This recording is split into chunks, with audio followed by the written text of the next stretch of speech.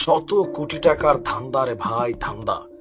উপদেষ্টা আসিফ মাহমুদকে নিয়ে একটা স্টেটাস দিয়েছেন সাংবাদিক ইলিয়াস। আপনি অবাক হয়ে যাবেন। এই জুলাই বিপ্লব চেতনা করতে করতে শত শত কোটি টাকা ধান্দা বাণিজ্য করছে এই কথিত উপদেষ্টারা, যাদের মোটিভ আসলে দল গঠন করে লুটপাট আর ধান্দাবাজি করা। আমার কথা না, মানে কমেন্টের মধ্যে এমন হাজার হাজার মন্তব্যে ছেয়ে গেছে। গেল 6 ঘন্টা আগে সাংবাদিক ইলিয়াস একটা স্টেটাস দিয়েছেন। আসিফ নজরুলের চেলা আসিফ মাহমুদ ছাত্র উপদেষ্টা শত কোটি টাকা মারার প্রজেক্ট নীরবে চলছে, এবং তিনি স্পেসিফিকলি এখানে একদম সবকিছু উল্লেখ করেছেন। নিশ্চয় আসিফ মাহমুদ তার বিরুদ্ধে ওঠা এই অভিযোগ খণ্ডন করবেন। আর জাতি হিসাবে আপনারা কাকে বিশ্বাস করবেন যে আগামী দিনে আসলে এই দেশের রাষ্ট্র ক্ষমতায় কাদেরকে আমরা বসাতে যাচ্ছি অথবা কাদেরকে বসাবো, এখনো কিন্তু আমরা কনফিউশন। কে লিখেছেন তিনি? একটি বাসায় বসে ঢাকা উত্তরের 129টি ওয়ার্ড স্থানীয় প্রশাসকের ইন্টারভিউ নিচ্ছেন নাগরিক পার্টির যুগ্ম সদস্য সচিব আলাউদ্দিন মোহাম্মদ। মহাখালী ডিওএইচএস এর 31 নং রোডের 469 নং বাসার 3য় তলায় চলছে রমরমা এই বাণিজ্য। সর্বশেষ ইন্টারভিউ সহ লেনদেনগুলো বৈষম্য বিরোধীর আবু সাঈদ লিয়ন, যে আসিফ মাহমুদের ক্যাশিয়ার, সে এই টাকাগুলোকে ডিল করে। নাগরিক কমিটির যুগ্ম সদস্য সচিব ঢাবি শিক্ষার্থী লুৎফুর, যে কিনা ছাত্র অধিকার পরিষদের একজন নারী নেত্রীকে ধর্ষণের অভিযোগে গ্রেপ্তার হয়েছিল। ধর্ষণের অভিযোগে অভিযুক্ত লুৎফুর এই ভাইবা নেওয়ার সময় নাগরিক কমিটির প্রতিনিধি হিসাবে সেখানে উপস্থিত ছিল। 15 মার্চ দুপুর 11টার পর থেকে আপনার এই ইন্টারভিউ শুরু হয়। নির্ভরযোগ্য একজন প্রত্যক্ষদর্শী জানান, দুপুর 2:30টার সময় ইন্টারভিউ বোর্ডের পাশের বড় চেয়ারে আলাউদ্দিন, মাঝখানে লুৎফুর, আর পাশে আর দরজার শুরুতে বসা ছিলেন লিওন। এভাবেই চলছে ডক্টর ইউনূস সরকারের সংস্কার। ওয়ার্ড কাউন্সিলের প্রতি 50 লক্ষ টাকা। আসিফের অবস্থান নিয়ে বেশ কয়েকদিন যাবতীয় গুঞ্জন উঠছিল যে এই ছাত্র উপদেষ্টারা তাদের বাবাকে দিয়ে পর্যন্ত বিভিন্ন ধরনের তদবির বাণিজ্য করাইয়া আপনার কোটি কোটি টাকা আত্মসাৎ করছেন। আর এগুলো সাংবাদিক ইলিয়াস তথ্য প্রমাণ সহ তিনি তার ফেসবুকে দিচ্ছেন। এখন এই যে একটা অবস্থা দেশে শুরু হয়ে গেল, আহতরা রাস্তায় রাস্তায় ভিক্ষা করে। একটা ডায়লগ দেখছিলাম, আহতরা কি রাস্তার ধারে, সমন্বয়করা সব বাসর করে। মানে এই আলোচনাকে কেন্দ্র করে বা এই আন্দোলনকে কেন্দ্র করে হাতে গোনা সারা বাংলাদেশে যে কয়েকজন সমন্বয়ক তারা ফোকাসে আসছেন, প্রত্যেকেই শত কোটি টাকার মালিক হয়েছেন, কেউ কি বলে যে কোটি কোটি টাকার মালিক হয়েছেন। এরকম অনেক অভিযোগ তাদের বিরুদ্ধে সাংবাদিক ইলিয়াস থেকে শুরু করে বিভিন্ন মহল থেকে কিন্তু আসলে এই অভিযোগগুলো উঠছে। সত্য মিথ্যা সাংবাদিক ইলিয়াস ভালো জানেন, আর যাদের বিরুদ্ধে অভিযোগ তারা ভালো জানেন। তবে ওই যে সাংবাদিক ইলিয়াস সম্পর্কে জাতির একটা আস্থা আছে যে তিনি যখন কোনো নিউজ করেন, অফকোর্স তার কাছে এভিডেন্স থাকে। আসিফ মাহমুদ, যিনি নির্বাচন করার জন্য তার এলাকার মধ্যে তার বাবাড়ি দিয়ে প্রচার প্রচারণা চালাচ্ছেন, আবার ফেসবুকে এসে গণমাধ্যমে বলছেন যে জাতীয় নাগরিক পার্টির সাথে তার কোনো সম্পর্ক নেই। আবার আমরা জানি যে তিনি এই দলটার মধ্যেই আগামী দিনে পদত্যাগ করে জয়েন করবেন। এরকম একটা ধোঁয়াশা কুয়াশা খেলা চলছে। আমরা আসলে কারটা বিশ্বাস করব? অতি শীঘ্রই আসিফ মাহমুদ তার অবস্থান পরিষ্কার করবে যে শত কোটি টাকার এই অভিযোগ আসলে কতটুকু সত্য।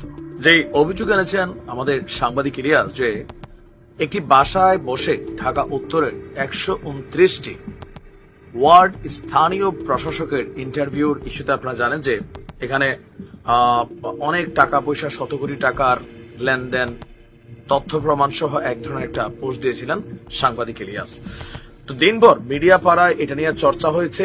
আমরা অবশেষে আসিফ মাহমুদ, সজীব ভুইয়ার একটা কি বলা হয় যে রূপক অর্থে ক্লারিফিকেশন, আমি যদি বলি সরাসরি সাংবাদিক ইলিয়াসের এই অভিযোগকে নিয়ে তিনি কোনো বক্তব্য দেননি।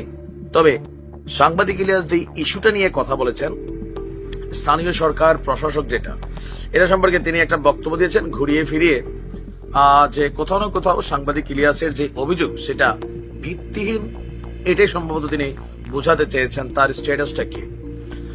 আপনার আমাদের পল্লী উন্নয়ন ও সমবায়, যুব ও ক্রীড়া উপদেষ্টা এবং স্থানীয় সরকারের যিনি অন্তর্বর্তী সরকারের উপদেষ্টা হিসেবে দায়িত্ব পালন করছেন, সচিব ভুইয়া তিনি আপনার তার সোশ্যাল মিডিয়া প্ল্যাটফর্মে একটি স্ট্যাটাস দিয়েছেন।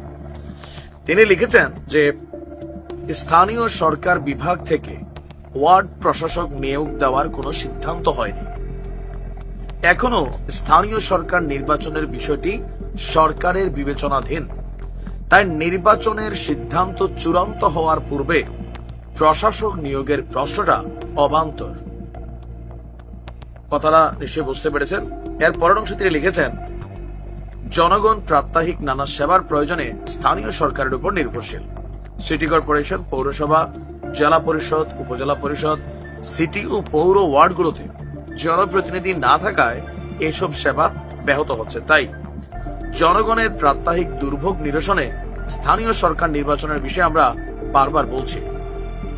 প্রশাসক নিয়োগের বিষয়ে এই সরকারের চূড়ান্ত কোনো সিদ্ধান্ত হয়নি। নির্বাচনের মাধ্যমে প্রকৃত জনপ্রতিনিধি দিয়েই স্থানীয় সরকার পরিচালনা করা হবে। আপনাদের খেয়াল থাকার বিষয় নিশ্চয়ই, বিএনপি বলছে যে জাতীয় সংসদ নির্বাচন আগে, কিন্তু এই ছাত্র উপদেষ্টাদের যে দল, মানে তাদের টিম বি, জাতীয় নাগরিক পার্টি, তারা দাবি করছে বারবার যে স্থানীয় সরকার নির্বাচনটা আগে দেওয়া উচিত। এখন যে স্থানীয় সরকার নির্বাচনের একটা পার্ট হচ্ছে সাংবাদিক ইলিয়াস যে জায়গাতে তিনি অভিযোগ এনেছেন যে 129টি ওয়ার্ডে যাদেরকে নিয়োগ দেওয়া হবে তাদেরকে কাউন্সিলের প্রতি 50 লক্ষ টাকা লেনদেনের একটা ভিডিও আমি আজকে দিয়েছি। নিশ্চয়ই আপনারা দেখেছেন, যদি না দেখেন আমার পেজে দেখে নেবেন অথবা ইউটিউব চ্যানেলে দেখে নেবেন। তো আসিফ মাহমুদ সজীব ভুইয়া এতটা সাহসী, যিনি এই আন্দোলনের একজন মাস্টারমাইন্ড ছিলেন। নাহিদের ভাষায় সরকার মনে করছিল নাহিদ মূল খেলোয়াড়, কিন্তু নাহিদ মূল খেলোয়াড় ছিল না, ছিল এই আসিফ।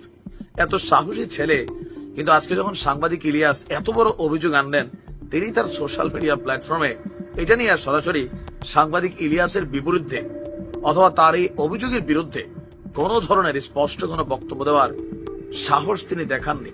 জনমনে প্রশ্ন যে ঘটনাটা কি? ইলিয়াসকে কি পাত্তা দিল না, নাকি আসলে ঘটনার পিছনে সত্যতা আছে? এত ঘুরাইয়া পেঁচাইয়া সাধু ভাষায় কেন তিনি লিখলেন আমরাও জানতে চাই। সাংবাদিক ইলিয়াস আপনার বিরুদ্ধে যে অভিযোগ তুলেছে, আপনি এটা সম্পর্কে মুখ খোলেন। কথায় কথায় তো অনেক স্ট্যাটাস দেন, আমরা চাই আপনি আপনার অবস্থান পরিষ্কার করবেন। তবে তার এই স্ট্যাটাসের এগেনস্টে সাংবাদিক ইলিয়াস কি করেন সেটা হচ্ছে এখন দেখার বিষয়। তবে জাতির মধ্যে কিন্তু ভাই একটা জিনিস ঢুইকা গেছে যে যাহা রটে কিছু না কিছু ঘটে। আসলে কি তাই? আমরা অপেক্ষায় আছি।